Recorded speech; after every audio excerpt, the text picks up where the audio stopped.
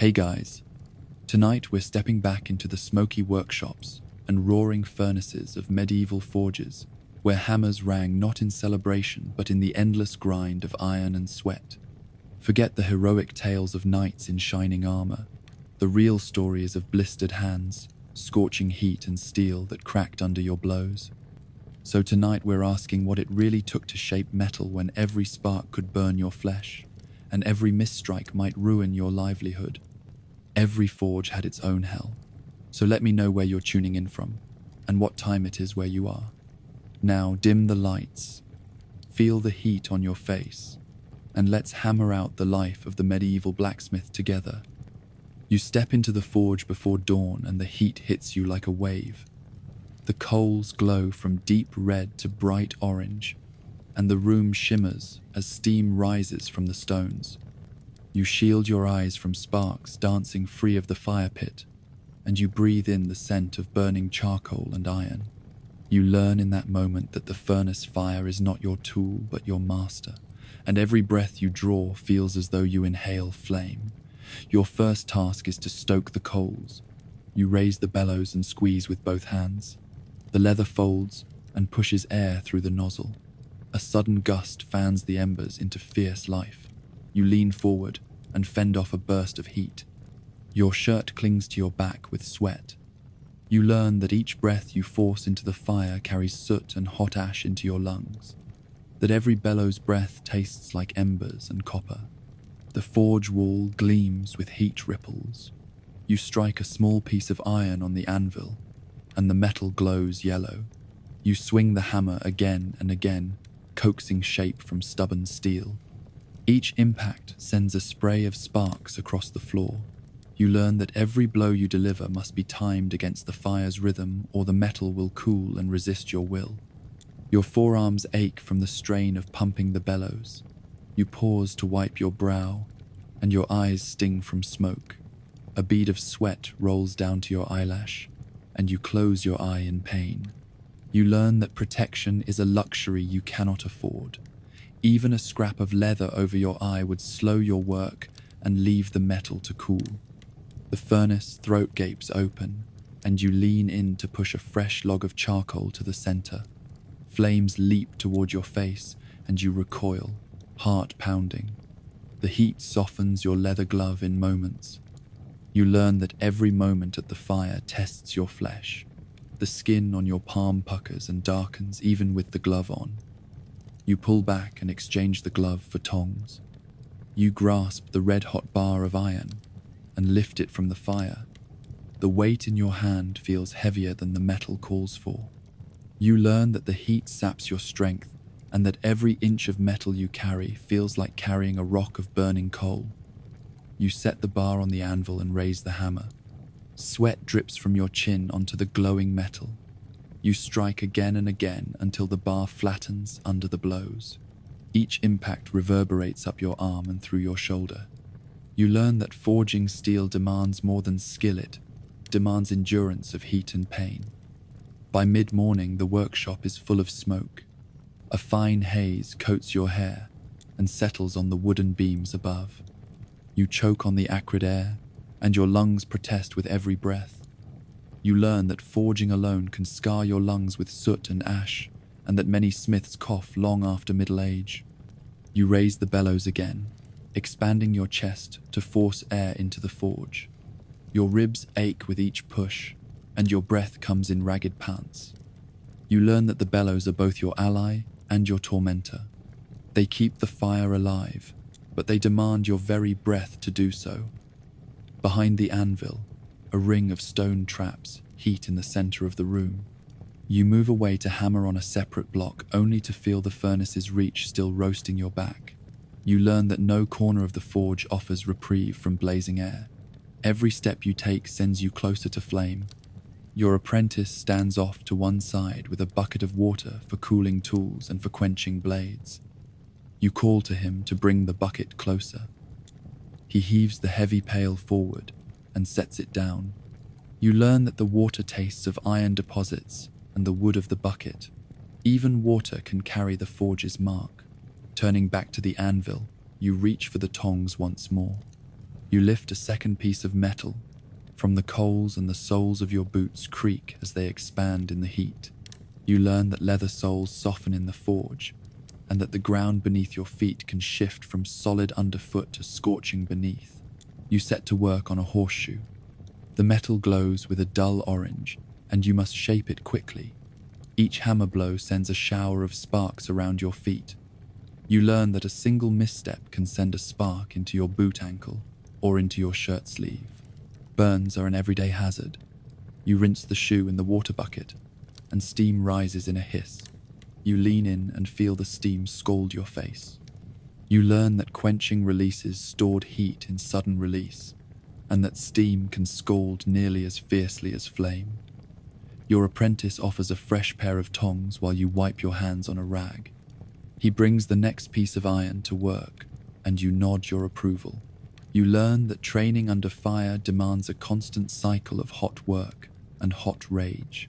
You teach him to feel the metal's color and the bellow's breath. By midday, you have hammered dozens of horseshoes and regular fittings. Your sweat has dried into salt crust on your skin. You pause to drink from a wooden mug of cool water. The moisture feels like relief in your throat, but you cough up fibers of ash and felt the bellow's breath still stuck in your chest. You learn that even drink offers no true relief from the forge's grip. You glance at the pile of unshaped iron bars waiting in the corner. The work never ends. You must keep the furnace burning until your orders are filled. All day and well into the dark you will stoke the coals. You learn that the blacksmith's life is measured not by hours but by the unceasing demand of metal. At dusk you lift the tongs one last time and plunge the glowing iron into the water. Steam hisses, and the room fills with mist. You rake the coals and let the fire settle for the night. You learn that forging is a cycle of heat and cool, and that each rest is only a prelude to more fire. Your arms feel like lead and your shoulders scream with exhaustion. You lower the bellows and let the leather relax. You learn that every breath you gave to the forge has thickened your chest with smoke. You cough again and taste metal. You step outside the workshop into the cool evening air. The world feels like a balm after the furnace's fury. You draw deep breaths and feel the chill fill your lungs. You learn that every day ends with a moment of relief, followed by the knowledge that the next dawn will bring the furnace fire once more. You walk home through streets lit by torch and moonlight. Your clothes are stained with soot and sweat.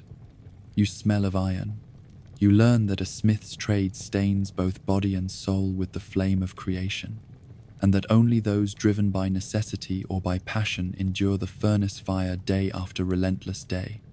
As the sun sinks low, you return to the forge for one last session before nightfall. The coals glow dimly, but in the gloom each spark leaps like a living thing. You learn that even as darkness falls, the furnace fire commands its own day and night, and that a smith must serve its light without pause. You raise the bellows again, and the forge roars to life. The flames flare, casting shadows against the walls. Your apprentice stands ready with fresh coal, shoveling it into the fire's maw. You learn that the dance of bellows and coal never truly ends, and that each pulse of air can burn as fiercely as the midday sun. You pick up a red-hot blade blank with tongs and settle it on the anvil. You grip the hammer tightly and bring it down with force. The echo of metal on metal rings through the workshop. You learn that every spark flung into the air carries a warning. Misjudge the strike and the tool in your hand can shatter or slip, sending shards of steel toward your eyes or hands. A glancing blow sends a spray of tiny red-hot fragments onto your leather sleeve. You hiss and brush them off before they burn through. You learn that no protection is perfect, and that every piece of leather can only delay the moment when flame finds flesh. You lift the blade to the fire's edge, turning it so each face sees the hottest zone. You feel sweat trickle down your spine. The heat is relentless, pressing you back, daring you to falter. You learn that submission to the forge's power is the smith's first lesson, to bend willingly to the fire's will and to shape metal through partnership rather than conquest. Your apprentice calls out that a customer waits with a pan of cold water for quenching. You set the blade aside and dunk it with a hiss so loud it startles you. Steam erupts in a white column that blinds you for an instant. You cough violently, spittle flying. You learn that steam can scald like liquid flame, and that every quench demands caution and speed. You pause to examine the blade's edge. It gleams in the firelight, but feels brittle to your fingertips. You learn that a smith's true measure lies not only in forging steel, but in knowing how and when to temper it with repeated cycles of heat and cool. You return to the anvil and hammer the blade flat. Strike by strike, you coax the steel into shape. Your arms burn with effort.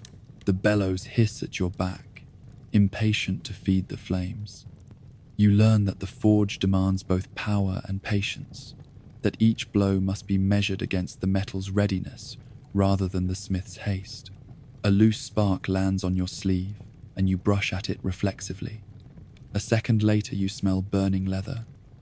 You grab a bucket of water and douse the sleeve before the fire can reach your skin. You learn that vigilance must never lapse for an instant, that a single spark can ignite a hazard far greater than the blade you shape. You look around the workshop. Tools hang on hooks along the wall, each one marked by scorch and dent. Shadows dance across piles of raw iron, waiting their turn. You learn that a forge is both a place of creation and a graveyard of failed attempts, where tools broken or blades cracked fall silent in the dust. The bellows begin to cool as you prepare to close for the night. You give the fire one last puff, then lay the bellows aside. The coals settle into glowing embers that hiss softly. You learn that even in dying embers, the forge holds a promise, that tomorrow you will stoke the fire again and face the heat as you have always done. Exiting the forge into the cool night air, you inhale deeply. Each breath tastes of soot, of smoke, and of iron. You learn that a smith carries the forge within. In every inhalation and exhalation, the memory of flame lingers. On your way home, you pass houses whose windows glow with lamplight. You think of the simple comforts inside, warm hearths without roar, soft beds untainted by ash. You learn that the smith's world lies apart, in perpetual daylight of fire and in perpetual darkness of smoke. When you finally rest your hammer, you place it on the bedside table and close your eyes. You hear the faint pop of a stray ember dying in the forge you left behind. You learn that the furnace fire never truly sleeps, and that for a medieval blacksmith, neither does the life shaped by its flames. You arrive at the forge as dawn light filters through the doorway and find a boy half your size waiting by the anvil. He is your new apprentice, raw of muscle and eager of eye. You show him how to carry coal in a wooden bucket, his fingers brushing against the ash until they blacken and sting. You learn that apprenticeship begins with chores meant to break the spirit as much as to build the body. His first task is to tend the fire. You hand him the bellows and show him how to squeeze and release. His arms shake with the effort, and sweat pools at his brow before the forge even flares. He presses too hard, and the bellows' leather puckers. A rush of air sends sparks swirling around his feet, and he jumps back, overbalancing into the anvil. The metal corner cracks his shin. He crumples to the floor, clutching his leg. You learn that mistakes in the forge can cost blood long before they teach skill. You help him to his feet and bind a rag of linen around the wound. He grimaces as you press the cloth against the cut. You tell him to watch the bellows and find a deeper, steadier rhythm. You learn that a master's patience must outlast the apprentice's pain. By mid-morning, you assign him to shape a simple hook from a short length of iron. You heat the rod in the fire until it glows orange. You show him where to strike on the anvil's face. He grips the hammer awkwardly and misses his mark. The hammer slides off the metal and crashes onto his foot with a dull crack. He cries out and hops on one leg.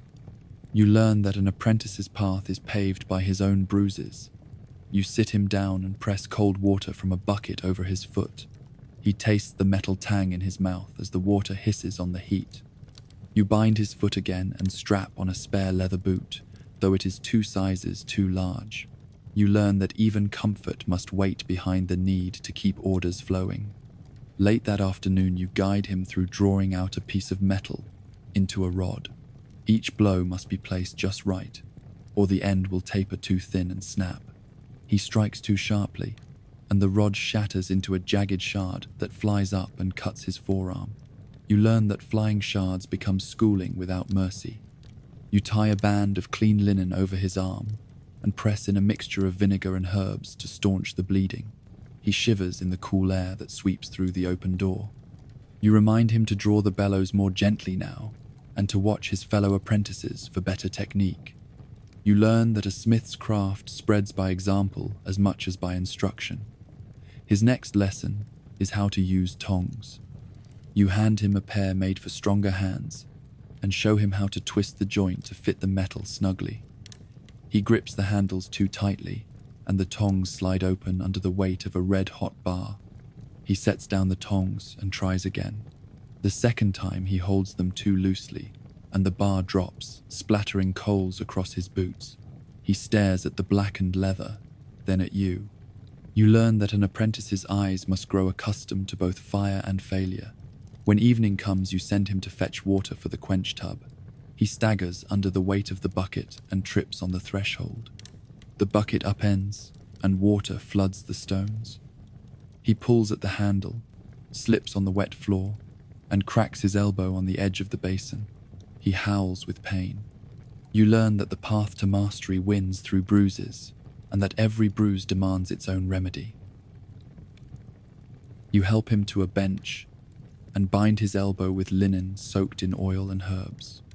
You sit beside him and talk of the masters you trained under, of the burns you once suffered, of the nail that pierced your finger when a horseshoe slipped.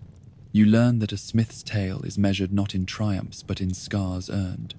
That night, you show him how to make a small hook for hanging tools. You draw the metal from the forge and shape it on the anvil. He watches each movement of your hammer and tries to imitate it.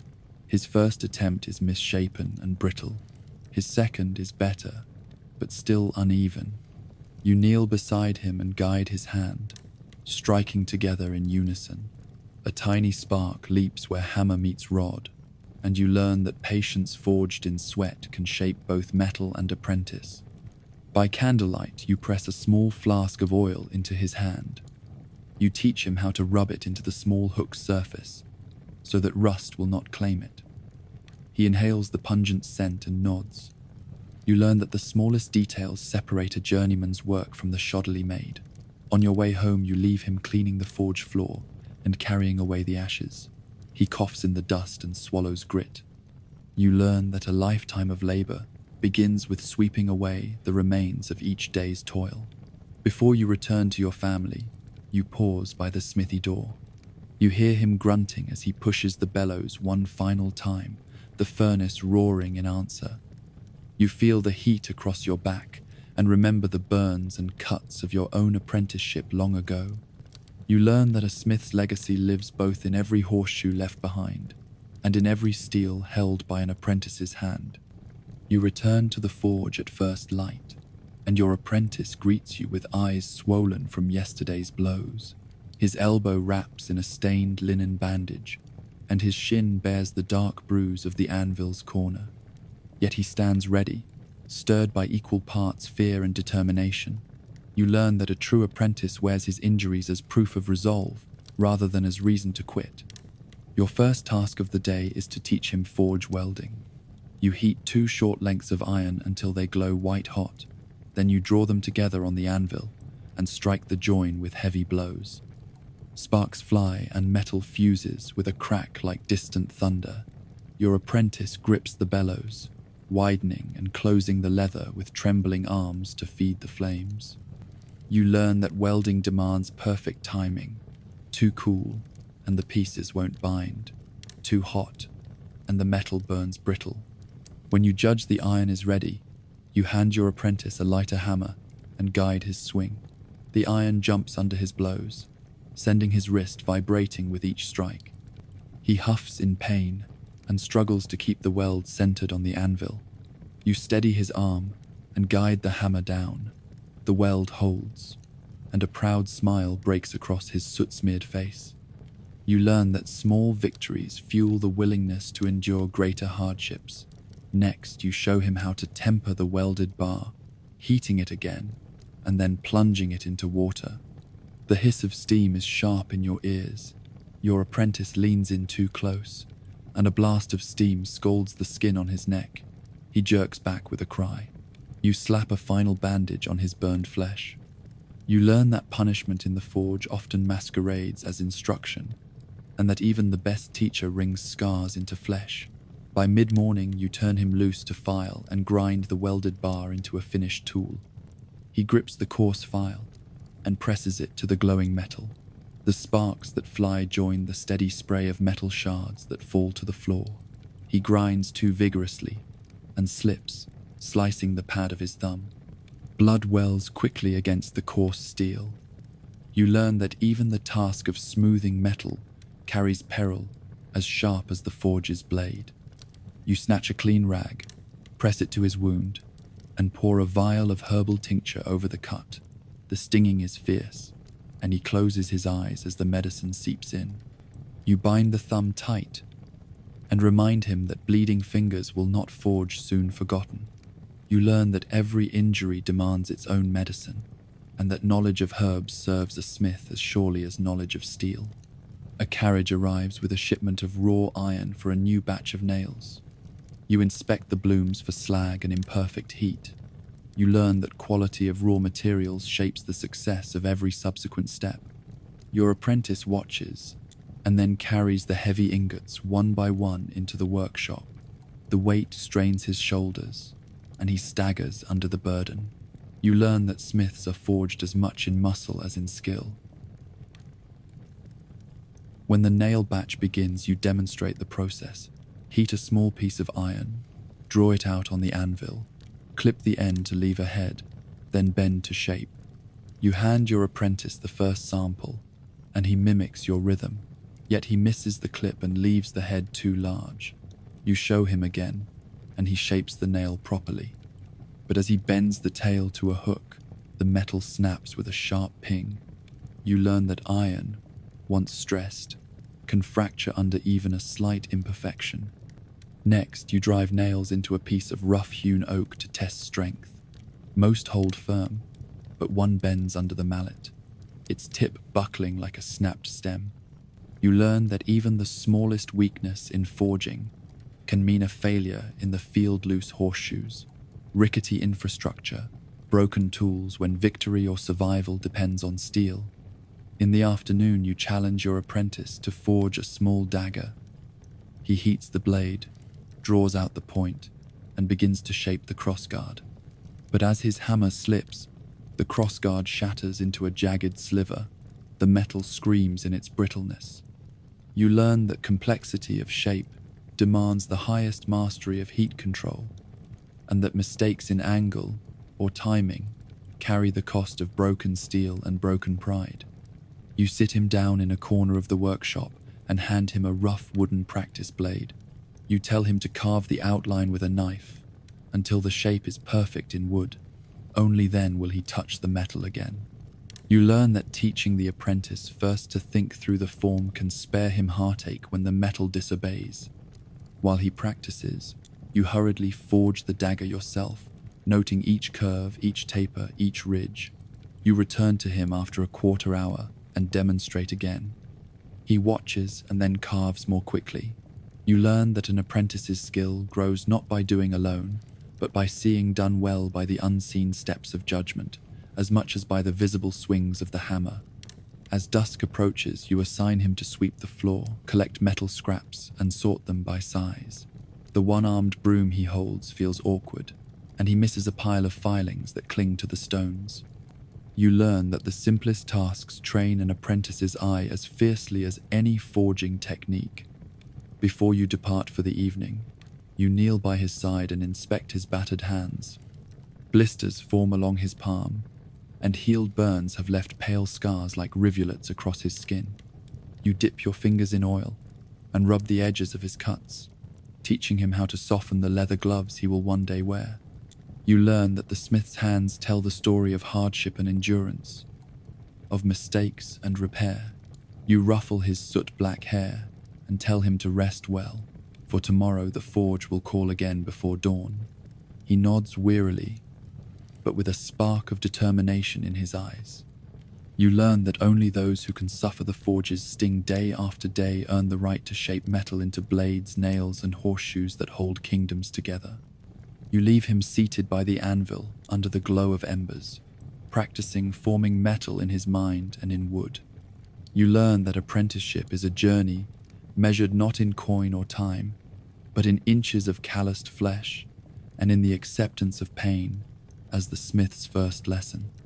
You step into the forge at dawn and find your tools laid out before you like soldiers at parade rest. The great anvil stands at the center, its surface pitted from years of service. You run a hand along the horn and feel the smooth curve that shapes horseshoes. You learn that the anvil is the heart of the smithy, and that a crack in its face can ruin every piece forged upon it. Beside the anvil rests a line of hammers, each with its own shape and weight. A large sledgehammer leans against the iron support beam. Its handle has been wrapped in leather in several places to cover cracks. You lift it and feel the heft, the way it balances in your hand. You learn that a hammer must be strong enough to bend thick bar, yet light enough to swing all day without wearing you down. Next, you see a cross-peen hammer with its flat face on one side and a narrow wedge on the other. You pick it up and tap the anvil. The ring echoes and hums through the workshop. You learn that the peen side drives metal sideways and helps spread thickness, while the flat side smooths and shapes. Without this tool, you would be fatally limited in the forms you can create. A ball-peen hammer lies next, smaller and more nimble. You heft it and admire its polished head. You learn that rounding rivet heads and peening welds depends on this hammer's precise blows. If the head cracked or the handle splintered, you could not finish crucial repairs. Your eye moves to the straight peen hammer and to the chisel hammer used for cutting hot metal. Each sits on the anvil's edge, ready for use. You learn that a broken handle or a chipped face stops your work in its tracks, and that replacing a tool means time spent at the workshop of another smith or at the mercy of a traveling peddler. On a wooden rack hang tongs of every variety. Flat jaw tongs grip wide plates, round jaw tongs grip bars. Bolt tongs have cupped ends for holding rivets. You pick up a pair and squeeze the handles. They close with a snug grip. You learn that tongs must match the shape of the hot metal perfectly. A loose clamp means dropping a piece into the ashes. A slip at the wrong moment can burn your knuckles or cost a blade its temper. A set of wolf jaw tongs lies nearby. Their notched jaws grip awkward rings and twisted shapes. You lift them and feel how the jaws meet evenly. You learn that forging ornamental ironwork demands specialty tools. Without the correct tongs, you cannot craft spirals, scrolls, or rings that fit into gates and railings. Beside the tongs rest chisels, punches, and drifts. A cold chisel is meant for cutting cold iron, a hot chisel for shaping steel at heat. You learn that each tool must face only the hammer it was built for. Mistaking a cold chisel for a hot one can shatter the chisel or damage the work. Your eye falls on the hardy hole in the anvil's waist. You remove the hardy tool, a square cutter that fits snugly. You show your apprentice how to drive hot metal into the hardy to bend and cut. You learn that loss of the hardy tool, or wear in the hole, leaves you without a means to notch or bend at will. A series of swage blocks sits on a shelf above the forge. Each block has depressions and holes in perfect shapes. You press a glowing rod into one and hammer it into a curve. You learn that forging complex shapes without swages demands extraordinary skill and often ends in failure or wasted stock. In a corner stand files and rasps for finishing. Their teeth catch on your cloth as you brush past. You learn that final shaping and sharpening depend on these tools. A worn file cannot cut evenly, and a clogged rasp can twist the metal instead of smoothing it out. Behind the bench lies a stump of wood used for choppers. You pick up a splitting maul to crack wood for the bellows. You learn that even tools that do not touch metal become essential to keeping the forge alive. A broken bellows handle means a dying fire. You walk to the forge hearth and examine the blower's mechanism. Leather bellows fold neatly under the floor. Brass fittings guide the air. You learn that a hole in the bellows leather or a cracked pipe makes the furnace sputter. You cannot shape steel without steady heat. Walking back, you test the hammer handles. Some grip feels rough from the sweat of generations. You knock the handle against your palm and listen for a hollow sound. A hollow means rot inside. You learn that a handle may look solid but fail under a heavy blow. Replacement means splitting wood or begging a carpenter for stock. You turn your attention to the grinding wheel. It sits on a wooden frame by the window. You learn that sharpening tools and blades requires a wheel that turns true. A wobbly axle or worn bearing ends in uneven edges on your blades and nails. Without a true grind, you cannot deliver work of acceptable quality. You walk to the vise mounted on a sturdy post. You open and close the jaws. They bite down with force. You learn that vise failure means losing the ability to hold parts for welding or drilling. You must keep it well oiled and free of debris. Your gaze falls on the set of bellows hanging on the far wall. You learn that bellows sometimes need patching with horse leather. A tear in the bellows cloth or a broken hinge pin will leave you gasping for heat just as you crack the billet open on the anvil. You recall the day your mentor's favorite hammerhead chipped and flew off under a heavy blow, nearly breaking a young apprentice's wrist. You watched him strip the handle and file the edge of the head by hand, then secure it back in place. You learn that mastery includes knowing how to repair and maintain tools, not just to wield them. You also recall the time you lost your swage block in a fire that spread from the forge to the woodpile. You had to go to a traveling smith who sold you poor quality castings for double the usual price. You wonder if your apprentice remembers how long those weeks felt, forging only nails without swages to guide the metal. You learn that tool failure can be a profession's cruelest test. You pick up your favorite hammer, its handle darkened with oil, and its head polished from countless strokes. You learn that a smith's bond with his tools runs deeper than steel. You know the weight of every strike it calls, the rhythm of blows it guides, the trust that a well-made hammer never flinches under your grip. You lift the hammer high and bring it down on the anvil. The ring resonates like a bell, sparks shower.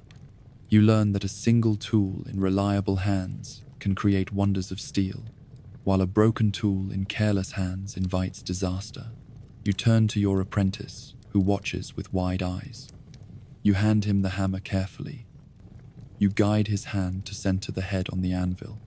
You learn that passing tools to the next generation is not simply handing over iron, but entrusting them with the keys to a demanding craft.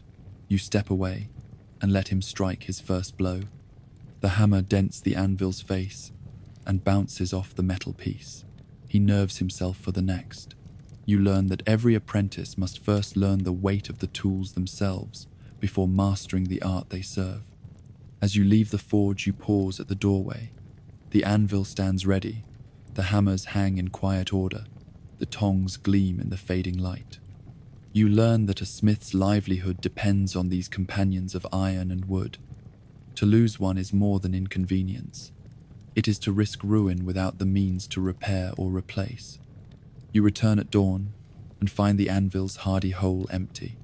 The hardy tool you used to bend bars is gone, chipped off in yesterday's work. You search the floor for the square fitting that sits so snugly, yet now lies buried in a pile of ash and coal. You learn that a lost tool can bring your entire workshop to a halt and cost more to replace than any weekend you might have wished away.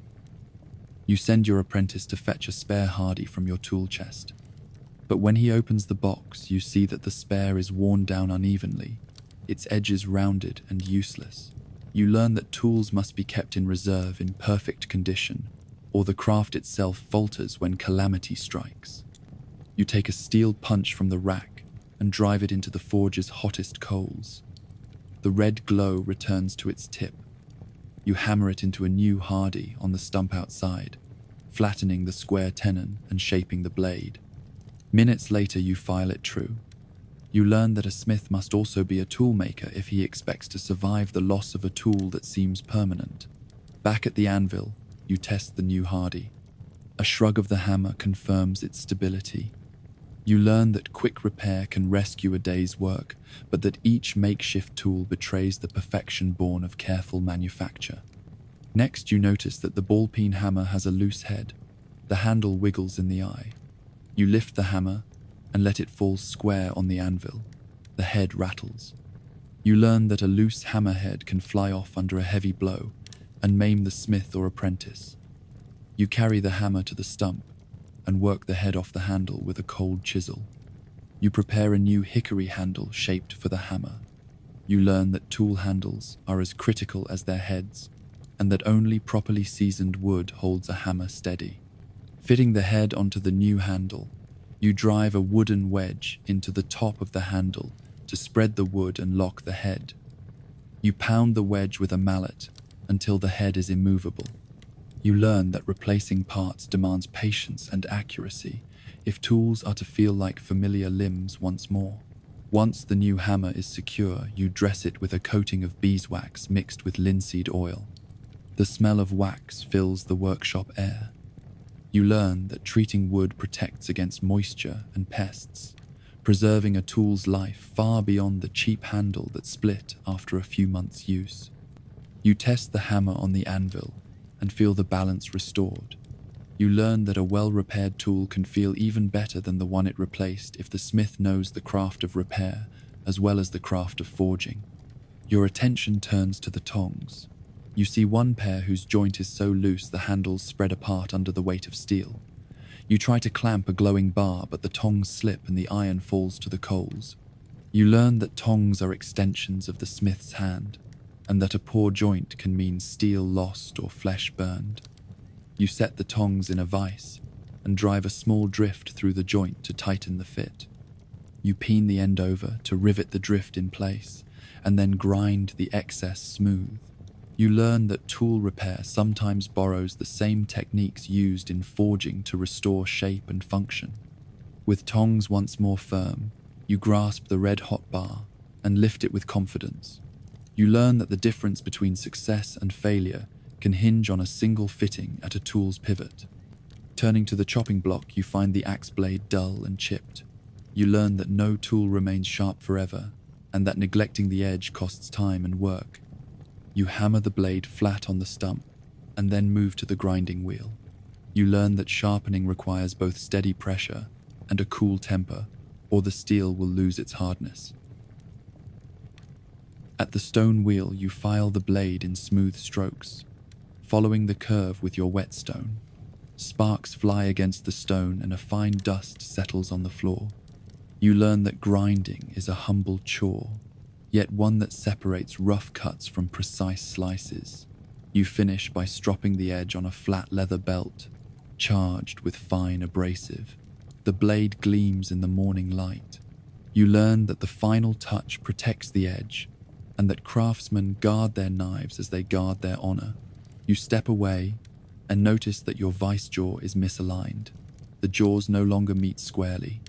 You learn that tool use warps even iron, and that a vise not true forecloses accurate work. You dismantle the vise and inspect the screw. A section of thread shows wear from grit and ash. You carve a fresh wooden nut to replace the worn one and reassemble the vise. You learn that maintaining tools demands renewing their parts with skill at both wood and iron work.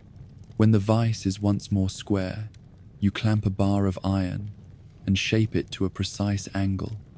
You learn that a trusty vise supports the smith as firmly as a plough supports the farmer. All tools now restored, you prepare for the day's orders. Your apprentice heats a spring steel coil, and you guide his hammer to shape a latch. You learn that each piece of work relies on the harmony of tool and hand. As evening nears, you clean and oil each tool.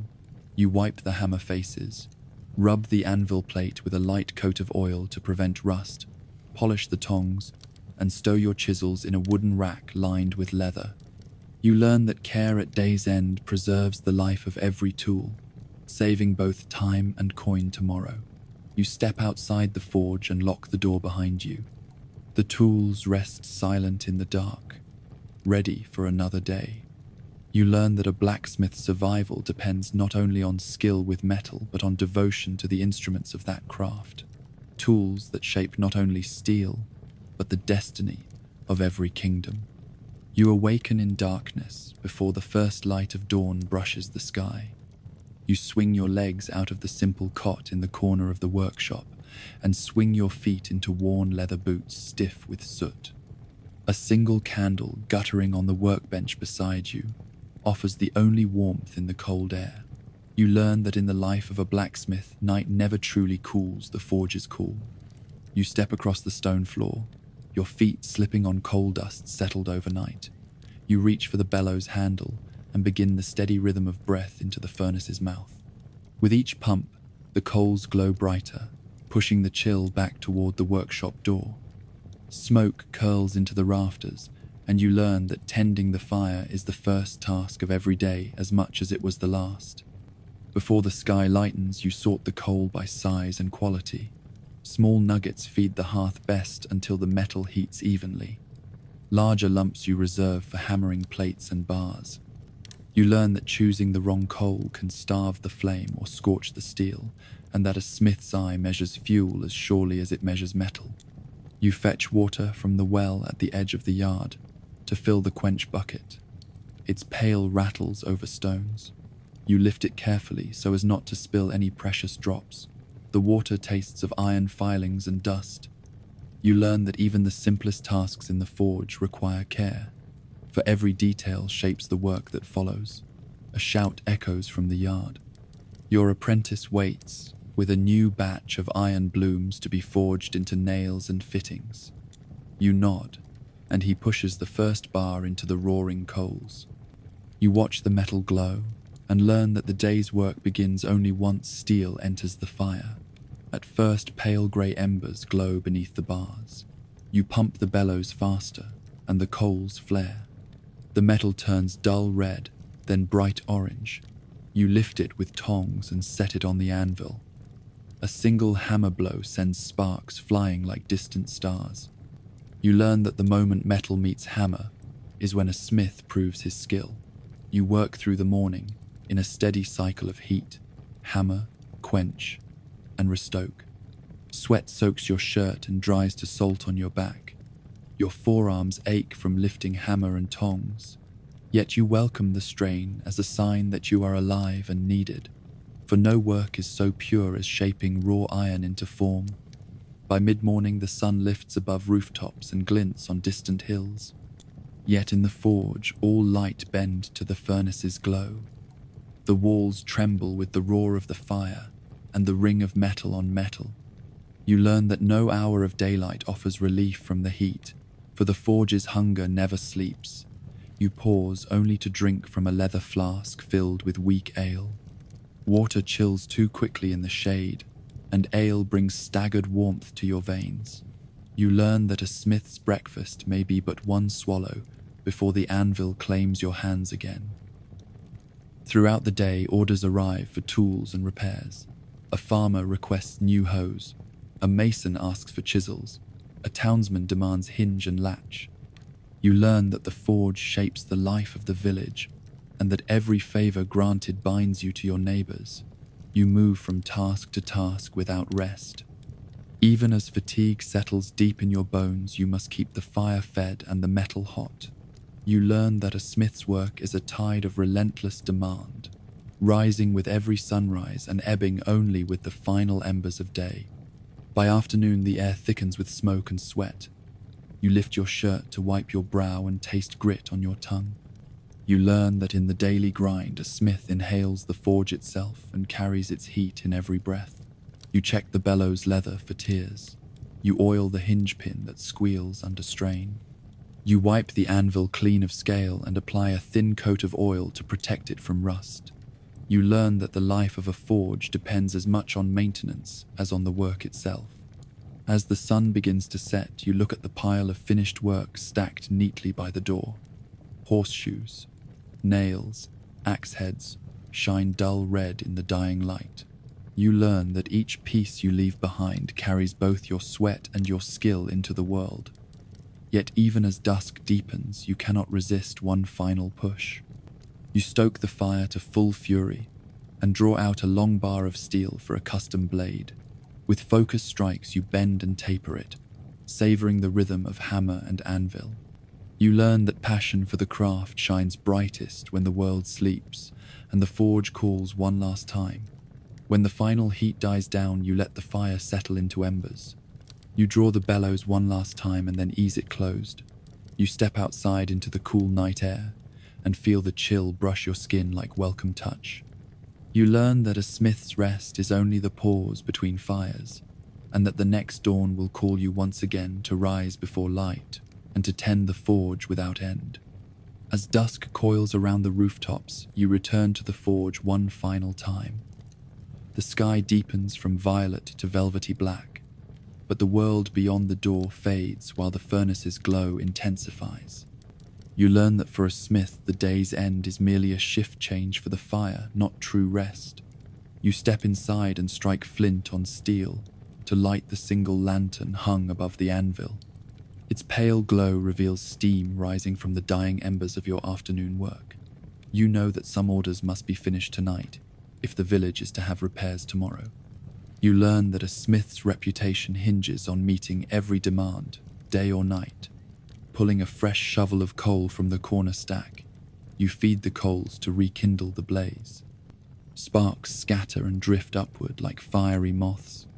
You pump the bellows slowly, coaxing the embers back to life. You learn that each bellows cycle tonight burns bleaker cold into warmth, and that perseverance keeps even the dimmest flame alive. Your apprentice emerges from the shadows, clutching a pile of horseshoes that require finishing before they cool. He passes them to you, and you shape the final nail hole with practiced strokes. You learn that even the simplest task punching a hole demands a sure eye and steady hammer hand if the shoe is to fit the hoof properly. You pause to darken the lantern wick, for smoke stings your eyes and droplet after droplet of sweat drips onto the anvil's face, sizzling out.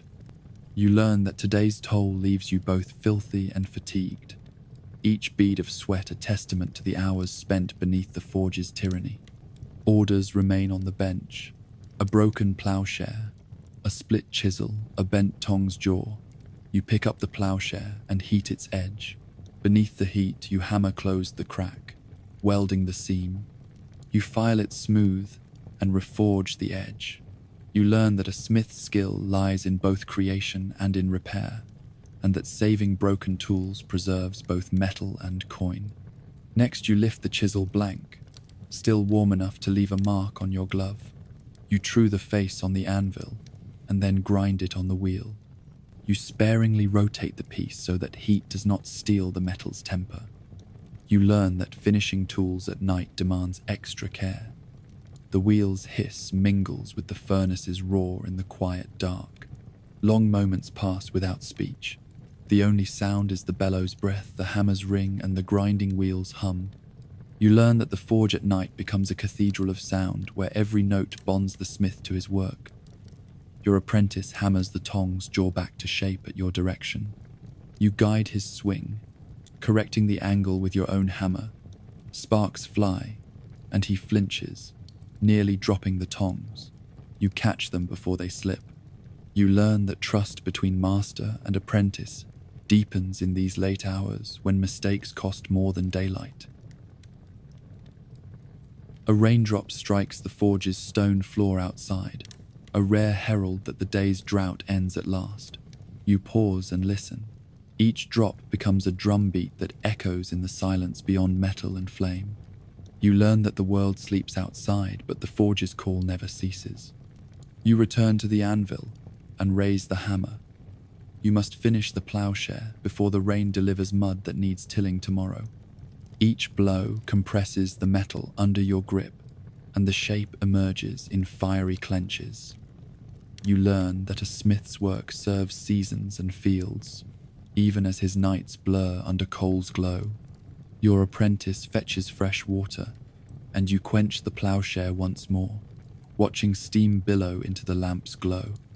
You learn that every quench brings relief to the metal and to the smith's wearied arms, but that the steam's scald reminds you how closely rest and work entwine. With the plowshare complete, you turn to the split chisel. You hammer the broken end flat and weld on a new bit of steel salvaged from yesterday's scraps. You learn that resourcefulness saves a craftsman from waste and ensures that no piece of iron goes unloved. You heat the chisel again and peen the welded joint smooth. Then you clamp it in the vise and grind the edge anew. The night grows later and the lantern gutter dims, yet you grind patiently, puffing so the glow of heated metal at the edge remains visible. You learn that precision at night demands both better light and greater self-discipline, for errors made in darkness can doom a blade's usefulness. As the hour approaches midnight, you step outside for a breath of cooler air. The rain has begun in earnest now, each drop sizzling when it meets the forge's outer stones. You close your eyes and taste the rain on your lips, free of soot. You learn that a smith's anchor is the forge, yet a moment away revives the spirit to return. Inside, you find the forge's fire lowered to a bed of embers, kept alive for tomorrow's first bellows breath. You rake the coal into a tidy mound and stow tools on hooks. You balance each hammer carefully. You oil moving parts on the vise and the bellows hinge. You learn that end-of-night care spares the smith the agony of broken tools at the next dawn. Your apprentice yawns and collapses onto a stool. His face is streaked with sweat and soot. You hand him a soft cloth and point to the spigot of clean water. He washes his face and hands with the relish of a parched man. You learn that small comforts at day's end reward the body battered by the day's labor. You bid him good night and remind him that tomorrow's sunrise will bring the first call to the bellows. You learn that the smith's cycle is unbroken, from the moment the forge stirs at dawn until embers cool at midnight. Duty to metal demands your soul. You step outside and close the workshop door. The forge's warm glow spills into the rain-washed courtyard for a moment before vanishing. You learn that even as darkness claims the world, the forge's heart beats on in memory. You trudge home through wet streets, your boots leaving prints that dissolve in puddles. You learn that the smith's rest is always tempered by the knowledge that the forge sleeps lightly and awakens without mercy at the first light of dawn. You wake before dawn again and find men-at-arms waiting at the forge gate. Their mail coifs glint in the torchlight, and their helmets rest under one arm. A captain steps forward and bows. He presents you with a hastily written parchment bearing the seal of the local lord. You learn at once that war calls you to supply steel to desperate hands, and that every piece you forge must be true, or the blade will fail when a man's life depends on it. You lead the soldiers inside and stoke the dying embers back into flame. The air in the workshop grows dense with heat, so that even the leather apron at your chest feels like a furnace against your skin. You learn that war demands tools of steel, but gives no comfort to the smith whose arms ache from bending bars into shape. The captain places a bundle of raw billets on the workbench. He explains that 100 swords are needed before the next moon rises, and that 1,000 boots of mail must be repaired by next week. You feel the weight of expectation settle over your shoulders. You learn that forging for war means balancing speed with precision, and that a single mistake carries grave consequence. As the soldiers leave, you light the forge anew and summon your apprentice to help. You hand him a tongs and show him how to fit the first bar into the heat. You learn that even in war, the first step is teaching the next generation to master flame and metal. When the iron glows bright orange, you pull it out with care and lay it on the anvil. You raise the hammer and bring it down with force. Each strike shapes the blade blank by small increments. Sparks fly in every direction so that you feel surrounded by tiny fires. You learn that forging swords in times of war feels like dancing with the flames themselves. The blade begins to take form, as you draw out both point and edge. You learn that symmetry is vital for balance in hand and for sure strokes in combat. A slight unevenness in thickness can cause the blade to favor one side and to buckle under heavy blows. Your apprentice wets a rag and cools the sword blank in a hiss of steam. You examine the metal carefully. Tiny cracks can spell disaster when the sword meets another blade in the clash of steel. You learn that even the look of the metal surface matters as much as its hidden integrity. You guide your apprentice to hold the sword steady while you hammer.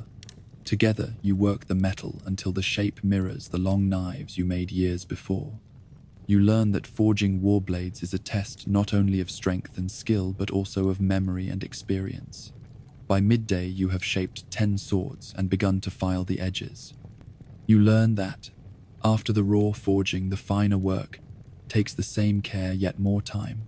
You file each face against a coarse stone until a crisp line emerges. You learn that a dull edge wastes lives in the field. A messenger arrives, bearing a letter from the Lord's steward.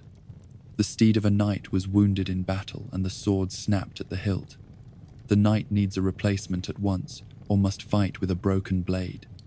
You learn that a smith's work can mean the difference between life and death in the heat of battle. You set aside your current work and focus on the replacement. You heat a thicker bar of steel and draw the blank out long enough to match the radius of the broken hilt. You taper the tang for fitting into the guard. You learn that customizing weapons for each man's grip and style is part of the art of the smith even in war. Your apprentice fits the hilt parts while you finish the edge. You learn that armor and weapons must fit together. A shield boss must accept the edge, and the sword must clear armor plates without catching. When the sword is complete, you test its balance with a few unsteady cuts on a stump of wood. You learn that true balance feels like an extension of the arm rather than a weight in hand. The messenger returns and carries the new sword back to the stable yard. You learn that war blades do not rest on racks like tools of peace. They ride with riders through mud and blood until the forge calls for repairs once more. By afternoon, you have lost count of the swords shaped and the mail rivets reset. Your arms burn and your back aches. Yet the smith's work in times of war never stops until the enemy falters or the coffers empty. You learn that in the service of arms, a smith trades his own comfort for the promise of protection. A mounted knight arrives at the forge gate as the sun sinks low. He wears half his armor in pieces and carries rivets in a leather pouch. His gauntlet is cracked and his helmet dented. You learn that armor repairs can be as urgent as sword forging. A seam split in a cuirass can let a sword bite flesh in a heartbeat. You set to work hammering out the dents and welding the cracks. The knight stands guard over your apprentice who keeps the coals burning. You learn that repairing armor demands both fire and cold metal work, with little time to rest between tasks. When the sun has fully set, you dim the lamps and check your stock. Bullets concern you no more than bars of iron. You tally each finished sword and each repaired hauberk. You learn that the daily count of war work is never small, and that a smith's ledger fills with the cost of conflict in steel and in sweat. Before you leave, you stoke the forge to low embers. The night breeze carries away the smoke through the open door. You learn that forging for war demands tending the flame without thought of rest. As you walk home, your silhouette falls across the empty street, lit by moonlight. You hear the distant clang of armor as the guards patrol the walls. You learn that the smith's day ends only when the world is safe for a moment, and that every dawn brings a fresh call to arms for your hammer and flame. As dusk deepens, you hear the heavy hoofbeats of the Lord's retinue returning from the field. Soon they arrive at the forge gate, the banners of their house snapping in the chill wind. Their leader, serene, dismounts and strides forward with purpose. His visor is still stained with blood and the stench of sweat. You learn that a smith's work for war reaches its climax when lords ride to demand perfection at the edge of battle's roar. Sir Reynold hands you a broken sword hilt his squire carries. The blade snapped at the guard in the last skirmish. He needs this sword remade by dawn. or he must enter the next charge unarmed. You feel his glare as you take the pieces. You learn that forging under martial threat can steal a smith's resolve even as it turns his throat dry with fear. You usher the retinue inside and point to the pile of fresh steel bars. You learn that war does not wait for any man's fatigue. You watch Sir Reynold's eyes as he measures you against his broken blade. A smith who fails him tonight risks more than his livelihood. You heat a bar until it glows orange at the tip. You draw it out quickly into a blade shape and quench it. Steam hisses and the wood floor steams under the water. You feel the smooth weight of the tang and fit it loosely into a new guard blank. You learn that every component of a sword must mate precisely, or the blade will fall apart in the hand of its master. While the fire rages, you send your apprentice to fetch oak bark and vinegar for tempering. You must harden the steel just right, so it will hold an edge, yet not shatter on impact. You learn that forging a war sword balances on the knife edge between strength and brittleness. Sir Reynold paces by the anvil. He demands haste, yet watches every step. You hammer the blade on the anvil's face, shaping the bevels with steady blows. Sparks flying make him flinch, but he does not look away. You learn that a smith's confidence can calm the fiercest knight, even when the smith's own heart pounds in his chest. With the blade roughly shaped, you check the length against the hilt. You file the tip to a sharp point, and then heat the blade again. You draw it from the forge and quench it in a bucket of brine, turning it once to ensure even cooling. You learn that a perfect quench leaves the steel evenly hardened. A single mistake, and the sword might bend or crack on the enemy's shield. You polish the tang and drive the guard onto it. You stake the guard into place with gentle blows, so it sits flush. You learn that the sword's balance relies on a tight fit between guard, blade, and pommel. A loose guard can kill a knight as surely as a snapped blade. Next come the grips. You hand carve oak scales and bind them to the tang with copper wire. The hilt begins to take form, and Sir Reynold nods approval. You learn that a knight grips his sword, not for its beauty, but for its promise of survival. You must craft a hilt that fits his hand as comfortably as his gauntlet. You heat a steel disc and hammer it into the pommel shape. You drill a hole and thread it onto the tang. You drive it down until the hilt is locked tight. You learn that the pommel must anchor the blade firmly and that a loose pommel can shift the sword's balance in battle. At last you draw the blade from its makeshift mantle and present it to Sir Reynold. He tests its weight and feels the balance at the center of his grip. He slices the air with a smooth motion and watches the blade gleam in the lamplight. You learn that a sword judged true by a knight is both compliment and contract. He nods and hands you a purse of gold coins. You count out the payment and watch his retreating figure. You learn that forging for war ends in both reward and relief. The sword's fate now rests with steel and steel alone. You collapse on a stool, the hammer heavy in your lap. You feel every bruise from the day's labors throbbing in time with your pulse. The forge's heat still radiates across your back, even as night air seeps in. You learn that a smith's body is shaped by the rhythm of fire and hammer, and that every ache carries the memory of battle yet to come. You send your apprentice to stoke the embers once more. Tomorrow the retinue may return for more swords or for repairs on broken armor.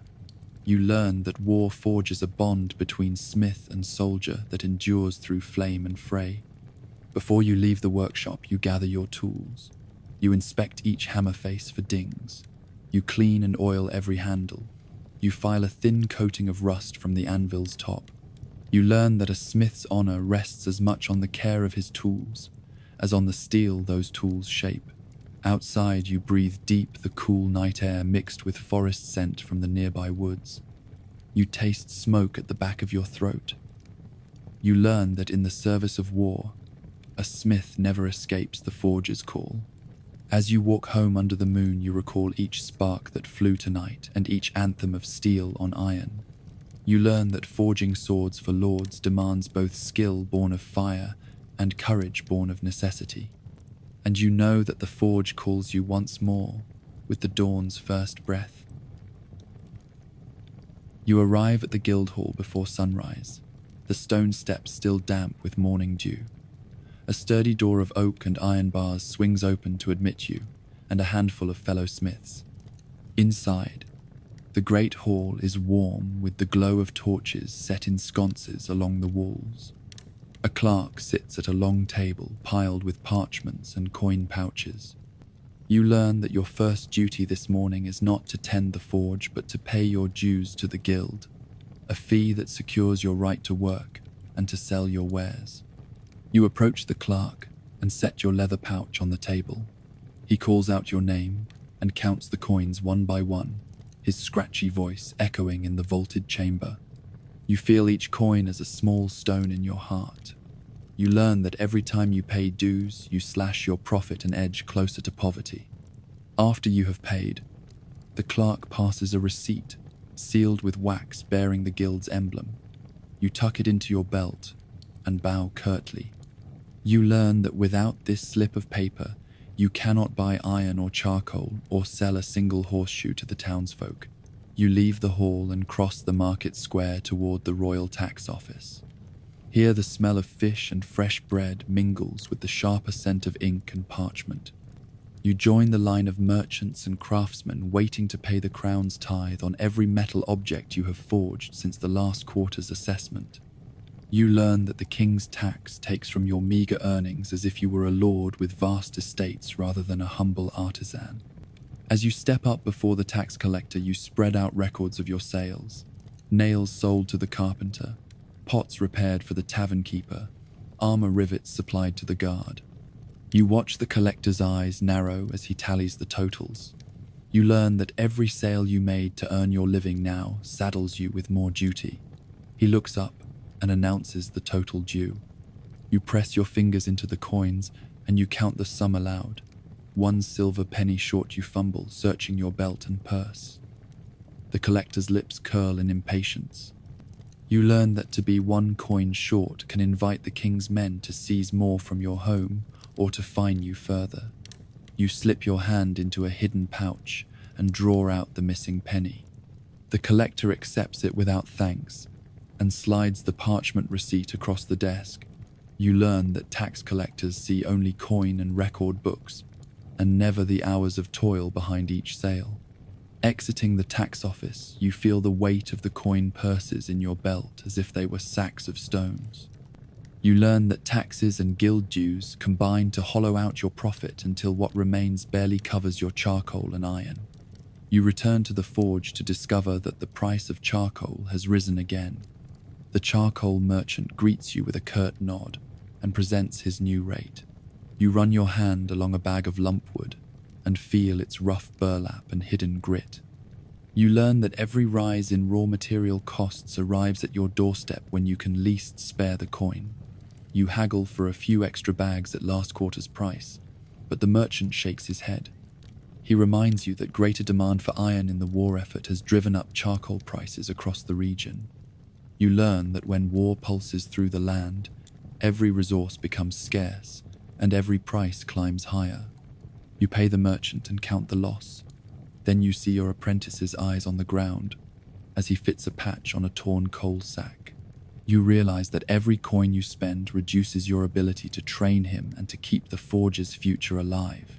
You learn that a smith's legacy can be sold for short-term profit, but then who shall carry on the craft? At midday, you take a break to fill a small bowl with broth that costs a penny more than a fortnight ago. You stir the thin soup and taste its watered-down broth. You learn that guild dues, king's taxes, and material costs combine to squeeze out even the simplest comforts.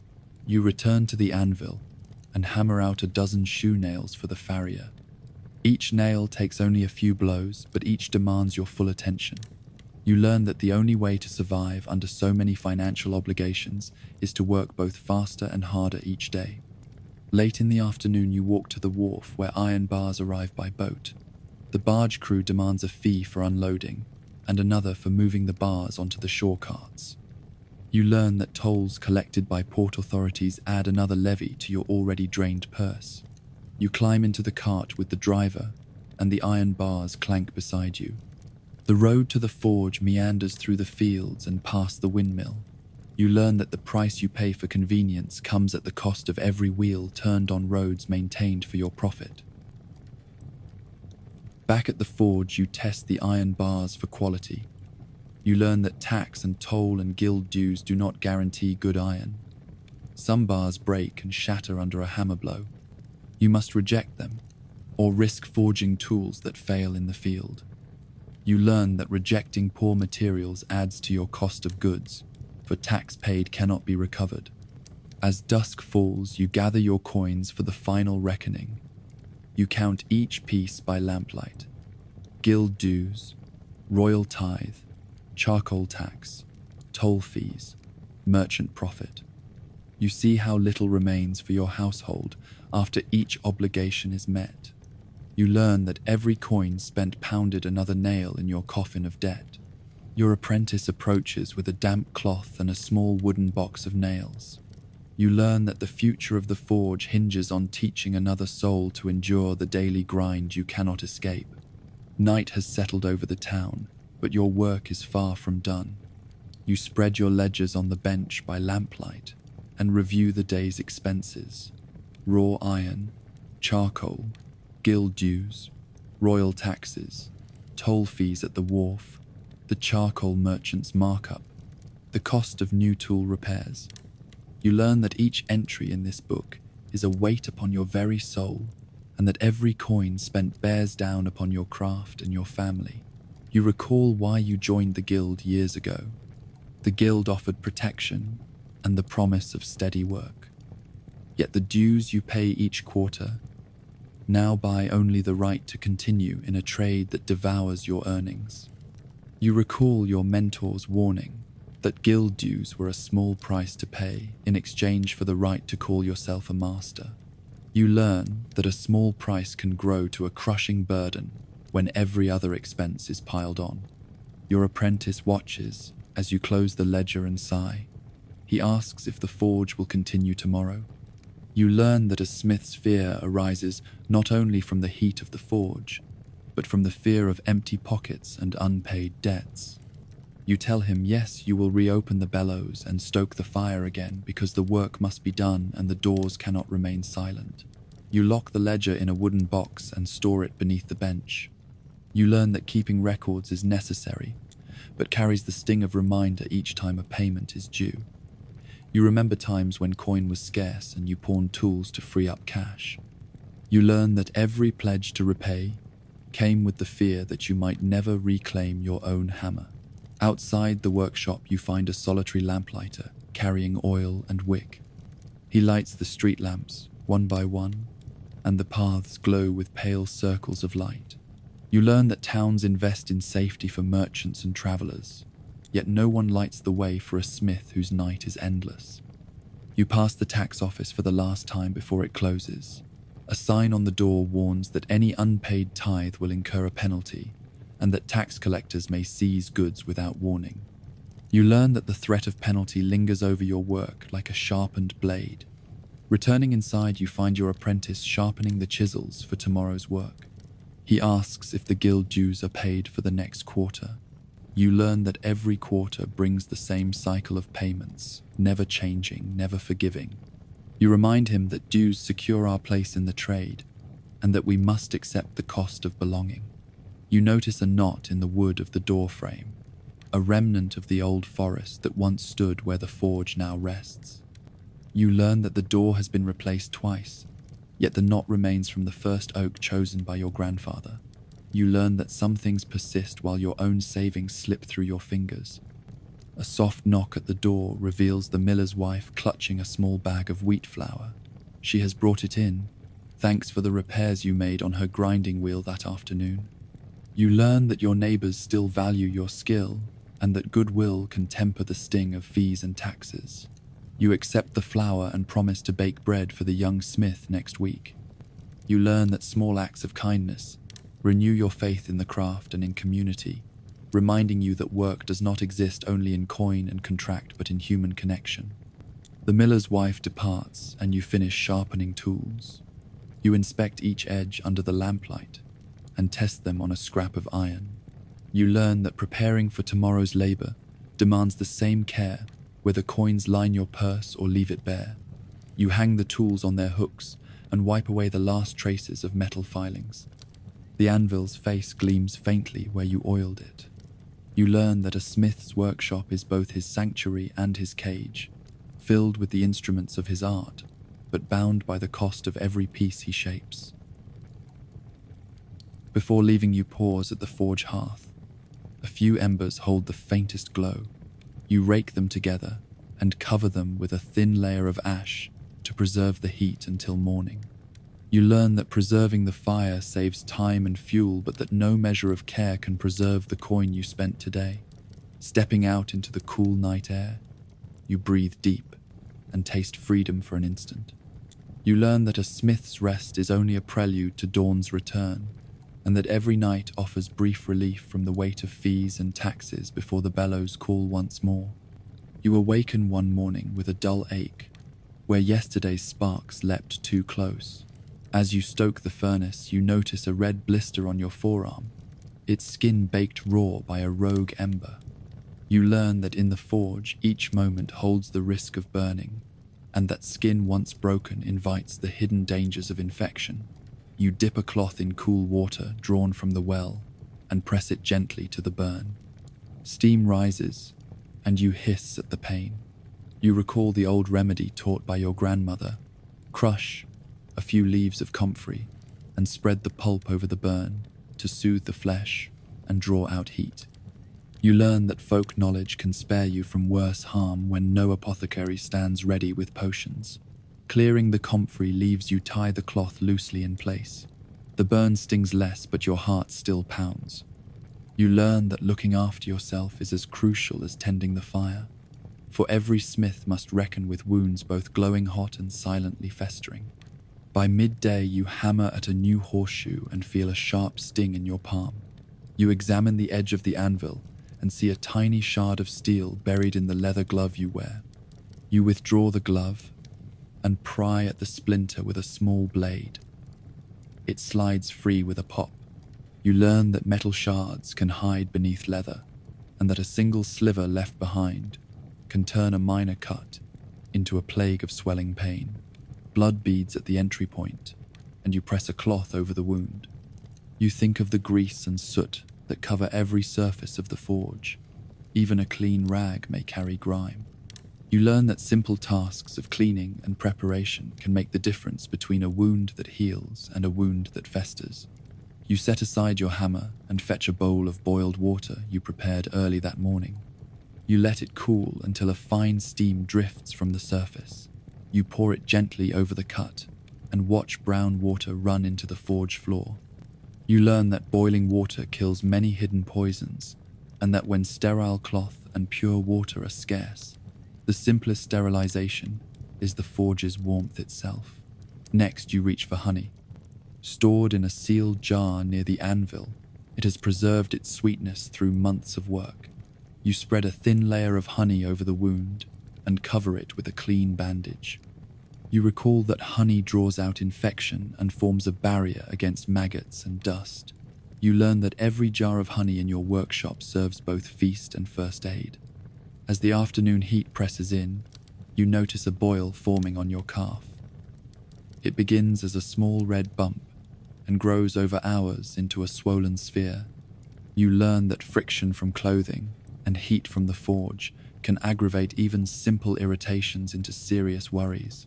By evening, you can barely bend your knee. You soak a cloth in cool water and press it against the boil. The pain sharpens, then dulls. You remember the old salve, made from crushed plantain leaves mixed with fat. You knead a lump and press it to the boil, wrapping your leg in linen. You learn that eating herbs carries its place, but that topical remedies require neither cups nor potions, only hands wise in the knowledge of earth. Before you rest, you inspect your apprentice's hands. He shows you a gash halfway up his forearm, the result of a sudden slip while hammering hot iron.